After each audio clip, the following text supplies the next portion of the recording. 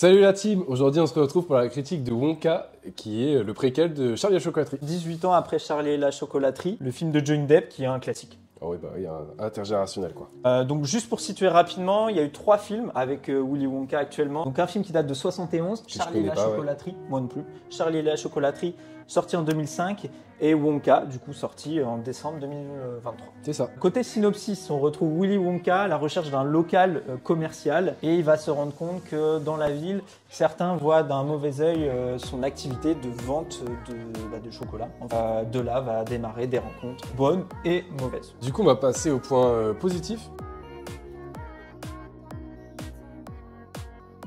Le fait que le film soit accessible à tout le monde, une vraie identité, c'est pas Charlie et la chocolaterie, donc ça j'ai kiffé. Oui, ça c'est vrai, t'as raison de le souligner, c'est important. C'est humour anglais que le Paul King, qui est le réalisateur, a donné en termes de gag, on va dire, et de dialogue. C'est le réalisateur aussi des 2 premiers Paddington. Paddington c'est tourné en Angleterre. Ben oui. Ouais, bah du coup, point positif, les décors du film. Pour ceux qui adorent Harry Potter, vous allez forcément adorer ces décors-là. Et reconnaître des trucs. Ah oui, bien sûr aussi. Ouais. Qui sont vraiment faits en Angleterre et c'est des vrais décors. Et c'est important de le signaler. C'est pas un film, surtout ce genre de film, n'est pas fait que dans des studios fond vert. Non, pas du tout. Et justement, c'est ce qui fait, je pense, le charme de Wonka. Moi, j'ai juste un petit point positif pour Timothée Chalamet. Ouais. Qui a fait un gros film, encore une grosse prestation, qui choisit très bien ses films, on le voit de plus en plus, mais il n'y a jamais vraiment d'erreur. Je l'ai jamais vu faire un aveu, il a vraiment le potentiel d'un grand acteur. Il n'a pas voulu faire du Johnny Depp, mais c'est tout à son honneur, c'est ce que toi tu me disais. Il aurait pu se perdre là-dedans, et il l'a pas fait, et parce qu'il y en a qui le font alors qu'ils jouent même pas les mêmes rôles que Johnny Depp. Jason Momoa. Dans Fast and Furious, rien à voir, en plus. Et la Suisse démarquée, c'est important pour la suite de sa carrière, je pense. Ouais, c'est ça, il a créé son film, c'est son film. C'est le héros de son film. Tu conseilles d'aller voir, Ivan? Oui, moi c'est un grand oui. On peut y aller du grand-père au tout petit-fils, et ça c'est très dur à faire dans le monde du cinéma, de ramener toute une famille. Et de faire ça, c'est vraiment un grand chapeau. On attaque la partie spoilers.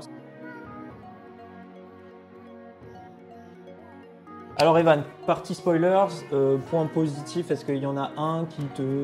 Moi c'est le côté féerique, c'est vraiment tout le film qui est magnifique. Ouais. Et l'aspect comédie musicale avec Willy Wonka, on a une demande en mariage, un moment qui est interrompu, donc c'est un moment un peu triste dans la vie de tous les jours de base. Ouais. Et le personnage t'emmène vers une musique et part dans une comédie musicale et du coup ça fait que tu passes d'un moment triste à un moment très très joyeux et très très rebondissant avec plein de couleurs, plein de choses.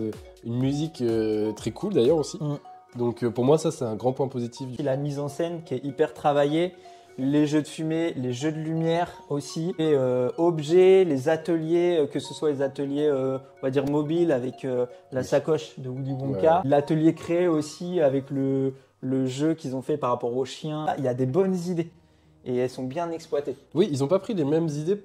C'est un nouveau truc qui me vient de Charlie et la chocolaterie. Ouais, ils auraient pu faire la facilité avec l'ascenseur de verre qui existait dans Charlie et la chocolaterie. Et le travail autour du chocolat aussi, c'est des nouveautés. Oui, voilà, ils ont pas pris les bonbons qui font voler. Ils ont pas pris les trucs, la fontaine de chocolat, enfin le lac et tout, l'herbe. C'est vraiment autre chose, qui est le Loompa Loompa, qui s'entend super bien avec Timothée Chalamet. On a l'impression qu'ils se connaissent par cœur les deux là, et ils se sont super bien trouvés dans le film. L'humour marche super entre les deux. Et d'autant plus que tu m'as dit que apparemment Hugh Grant n'avait pas trop kiffé le fait de jouer comme ça. Et ouais, il a pas trop aimé le film, donc je pense pas qu'on le reverra. Mais ça se voit pas à l'écran. Ouais, non. En fait, ça se ressent pas. Le charisme, le professionnel quoi. Il n'aime pas, mais il le fait quoi. Donc point négatif.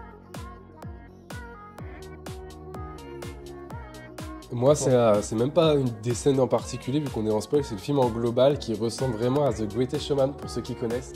C'est une comédie musicale qui est vraiment à peu près dans les mêmes choses, quoi, même dans le synopsis général.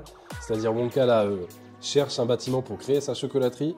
Hugh Jackman cherche un bâtiment pour créer son cirque, avec beaucoup de comédie musicale, avec beaucoup de musique. Ouais. Et les plans sont à peu près, des fois, filmés à peu près pareil. Décorés. Voilà, c'est ça. Donc que t'en parles, et je pense qu'ils s'en sont inspirés. Ouais, on va vous mettre 2 bandes annonces au pire en même temps pour que vous voyez à peu près le genre de film, mais c'est à peu près similaire. Ouais, c'est ça. Et voilà, et côté scénario, alors le scénario efficace.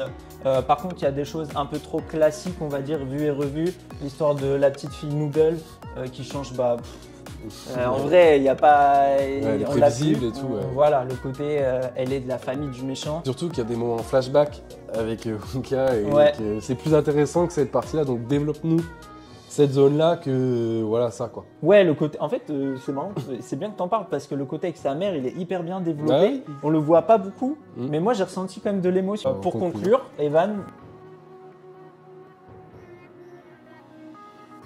Pour conclure, est-ce que tu conseilles le film? Ouais, moi je le conseille, c'est vraiment, comme je disais tout à l'heure, un film intergénérationnel avec grands-parents-enfants et c'est très dur à faire dans le monde du cinéma et surtout en cette période de Noël, on a besoin de ce genre de film. Il y en a plus beaucoup qui existent pour les enfants. C'est clair. Des films pour adultes, je parle pas d'animé ou de dessin animé, vraiment un vrai film de Noël. Un grand chapeau à toute cette équipe qui a créé ce film.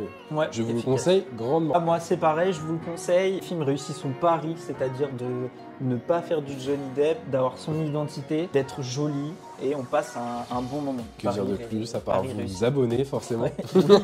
non mais c'est important, c'est important. Et de commenter les vidéos, c'est ce qui nous permet de nous faire voir monter le plus. Voilà, exactement. Ouais, c'est ça, votre avis, même si vous n'êtes pas d'accord, nous ça nous intéresse. L'année n'est pas finie encore, il nous reste plein de belles choses pour 2024, mais il nous reste un film à critiquer qui est Aquaman, le dernier film de la Snyder Cut. Donc j'ai un peu peur, mais bon, on va le faire. Rendez-vous la semaine prochaine. Salut, à plus.